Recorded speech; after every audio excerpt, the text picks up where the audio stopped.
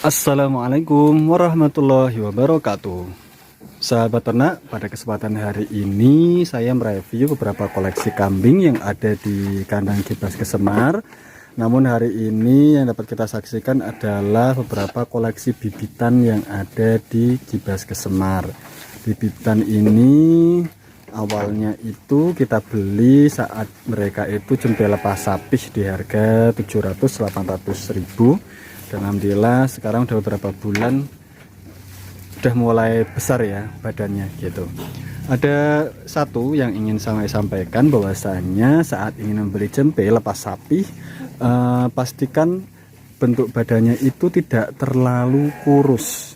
Terkadang jempe yang terlalu kurus itu ada kemungkinan satu, proporsi minum susu dari indukannya itu bisa jadi indukannya mati, sehingga pemberian susu itu tidak optimal dan berpengaruh terhadap pertumbuhan si jempe gitu.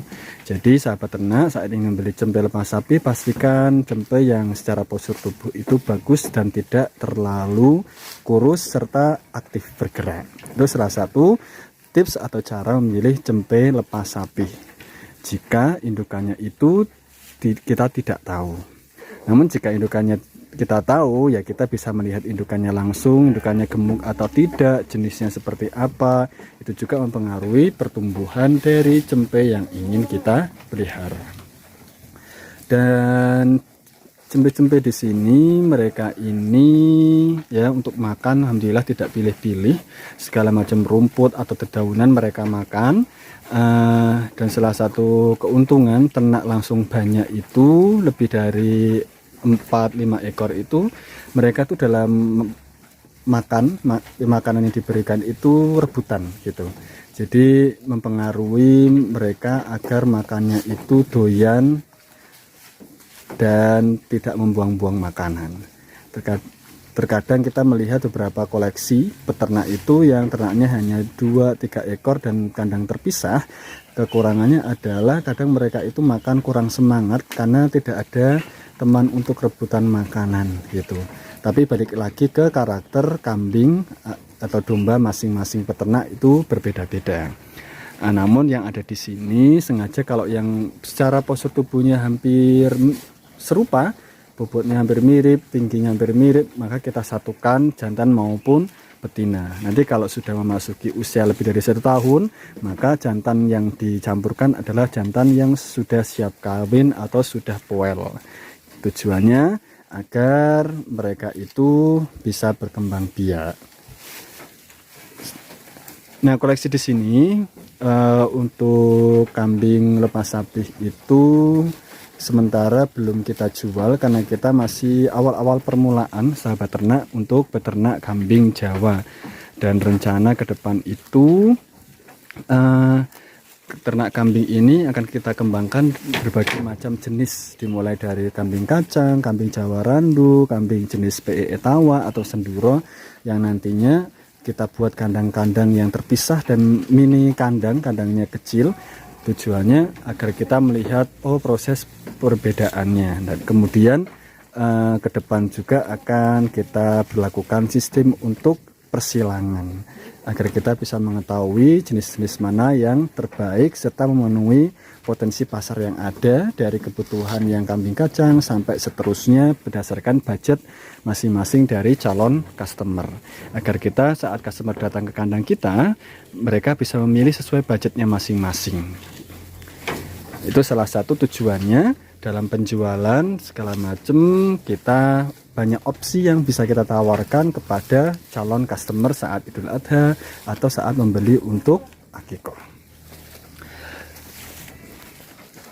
Selanjutnya, satu hal yang ingin kita review lagi adalah koleksi domba-domba yang ada di sini. Salah satunya ini domba jenis merino ya, betina, dia sedang bunting, dan ini kandang khusus koloni yang sedang bunting atau menyusui yang sudah tua, hamil tua dan menyusui. Ya, jenisnya macam-macam, memang kita sengaja campur agar kita tahu perbedaan-perbedaan dan sebagainya. Namun kalau yang sebelah sini seluruhnya adalah kandang pejantan, gitu.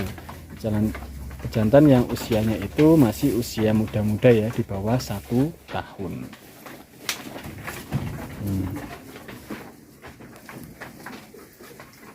Salah satu keuntungan beternak domba adalah mereka itu ketika diberi pakan apapun kemungkinan kecil untuk milih-milih makanan. Jadi segala macam bentuk makanan yang kita sediakan, kalau domba itu pasti akan berebut makan. Karena domba ini jenis hewan yang hobi makan.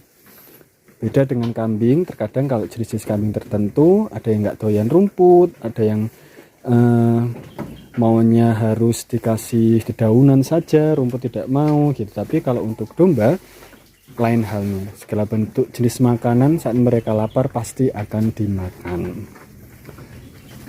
Namun kekurangan dari domba adalah saat mereka lapar itu dan proporsi kandang itu isinya banyak dan kandangnya itu dekat dengan banyak rumah warga, saat makan kurang maka yang akan menimbulkan berisik ya, karena mereka itu kompak sekali saat mengembek atau teriak-teriak gitu ketika kelaparan. Dan kita juga masih uji coba terkait domba di sini. Ada jenis Garut ya, ada juga yang priangan seperti ini. Tujuannya untuk persilangan-persilangan berbagai macam pejantan, untuk melihat kira-kira domba jenis apa, bejantan jenis apa yang potensi bagus sebagai pejantan, apakah priangan, apakah Garut, atau yang domba merino gitu. Minusnya dari domba merino itu karena badannya terlalu gemuk, mereka itu kurang lincah dibandingkan domba yang jenis priangan atau domba lokalan seperti ini gitu. Kalau domba lokalan cenderung lebih lincah pergerakannya ya, serta hiperaktif gitu.